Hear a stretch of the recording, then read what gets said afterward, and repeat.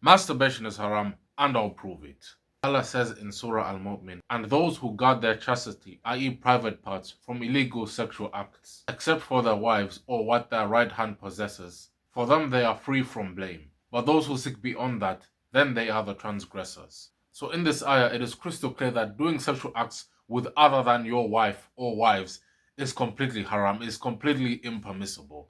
Allah made a blanket statement for anything other than sexual acts with your wife or wives. He doesn't need to go into detail. He doesn't need to say, oh yeah, and masturbation is haram, and watching porn is haram, and fleshlights are haram, and bestiality is haram, and this and the other. No, he just makes it crystal clear.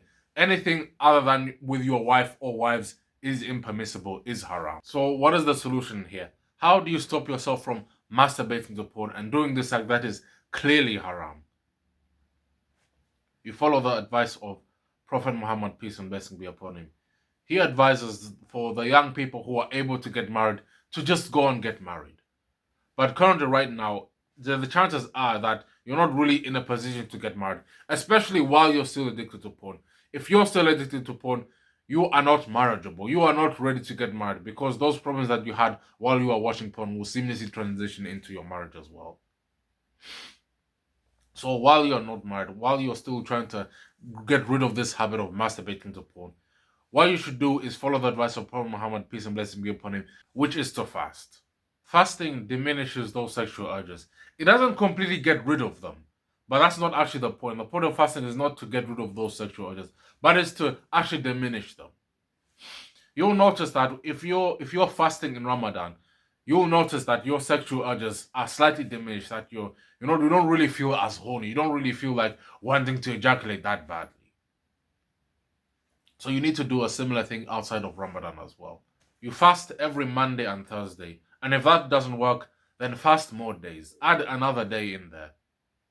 If your intention is to stop the habit of masturbating to porn, then Allah will surely reward you for doing that. Allah will actually reward you for putting steps and measures in place in order to stop yourself from masturbating to porn. Let me also remind you that the reason why you keep falling into this sin, the reason why you keep falling into the habit of masturbating to porn, well, one of the reasons is because of your nafs al-amara. I already explained it in another video, but I'll quickly breeze through it here. You have three versions of yourself. You have nafs al-amara. This is the one I'm talking about right now. This version of you is the version of you that wants to seek its desires at any means necessary, that wants to feel all of its urges, all of its desires, all of its natural impulses at any cost, even if it puts you or others at harm. The desire for seeking power and status, the desire for seeking power and status and fame, and in this case, fulfilling your sexual urges. They're all inspired by this nafs al-amara. Your nafs al-amara will do whatever it takes to get those desires. And then there's also nafs al-lamara. This is the state that you're in after you have finished masturbating. You feel bad about yourself, you feel regretful, you feel remorseful, you feel bad that you've done it, and then you go through cycles of not committing a sin, and then you fall back into the sin. This is nafs al-lamara. And then there's nafs al-mutma'inna. This is the state where you want to be. For most of your life, this is where you want to be. This version of you is the version of you that wants to worship Allah. This version of you stays completely away from sin. This version of you wants to do good by itself and by others. And the thing is, you can actually fluctuate in between these versions of yourself. You're not always are you gonna be in nafs al-mutma'inna. You will have phases where you've just committed the sin, you've just masturbated upon, you've just completely let go and just gave into those natural urges, that instinct to just commit sin. You just fallen into that sin, and then and then after you commit the sin, you go into nafs al-lamara. And then you try your best to stop that sin, and then you move into nafs al-mutma'inna, where you're just completely worshipping Allah. You're clean for five or so days, and then you fall back into nafs al-amara. This is how it works with human beings. Human beings don't always stay in one position. They fluctuate in between these different versions of themselves. The reason why you fall into the sin is because you don't have control of that nafs al-amara. For years and years and years, you've been letting this nafs al-amara just completely take you over. You've not had enough control of this version of yourself. The way you gain control of this version of yourself is, firstly, You do more, you do things that will build up your nafs al-mutma'inna. After you have asked Allah for forgiveness for the sin that you have committed, and after you have made dua to stop yourself from committing the sin, then you want to do more of the good deeds. Make sure you're doing all the good deeds, all the 5 pillars of Islam, which is to worship Allah and only Allah alone. You pray, you fast, you do zakat, and you eventually plan to go to Hajj. You go for Hajj. In this scenario, you're mainly praying and fasting. Let's mainly focus on the prayer. Firstly, you should be praying all 5 prayers. You should be praying 5 times a day. If you're not praying, then of course you're going to fall into sin because you're not connected to Allah. If you're far from Allah, then you're closer to sinning. You're closer to shaitan. You're much easier for shaitan to manipulate you when you're far away from Allah. So if you're not praying your 5 daily prayers, then of course you're falling into sin. Of course you're going to be committing bad deeds. But of course you can still be praying your 5 daily prayers and still be committing a sin. So you not only do you pray your 5 daily prayers, but pray the sunnah prayers as well. The sunnah prayers, they are completely optional. You don't actually have to do them. But you will get more rewards from Allah, and it will also help you get closer to Allah.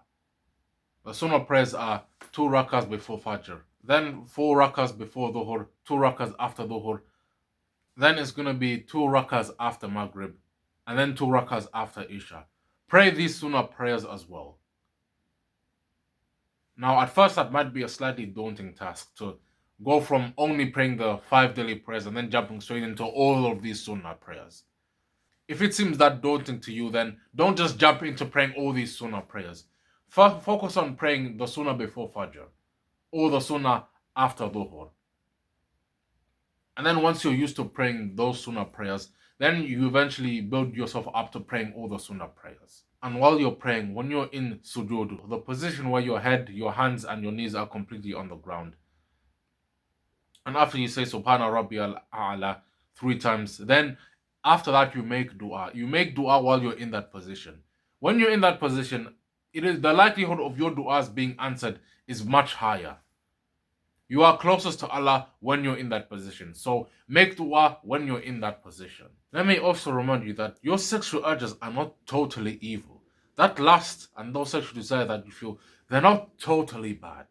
You see these NoFap YouTubers online these days. Maybe they're not even NoFap YouTubers. They're just YouTubers and people online in general who keep telling you that, oh yeah, you have to kill your lust and you have to fight your sexual urges. And even in Christianity, they say your lust is one of the 7 deadly sins. Your lust is not a deadly sin.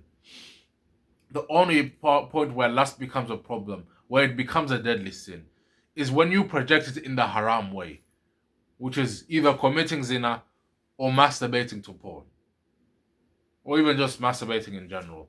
That is where it becomes a problem. That is where it becomes a deadly sin. You should not aim to completely destroy your lust because you can't even really destroy your lust. You should learn to stop projecting that lust into watching porn and masturbating to porn. You should project that lust into actually becoming a stronger man. That sexual energy that you're feeling is actually powerful. That sexual energy is literally energy that can be used for productivity, that can be used to actually improving yourself and ascending as a man.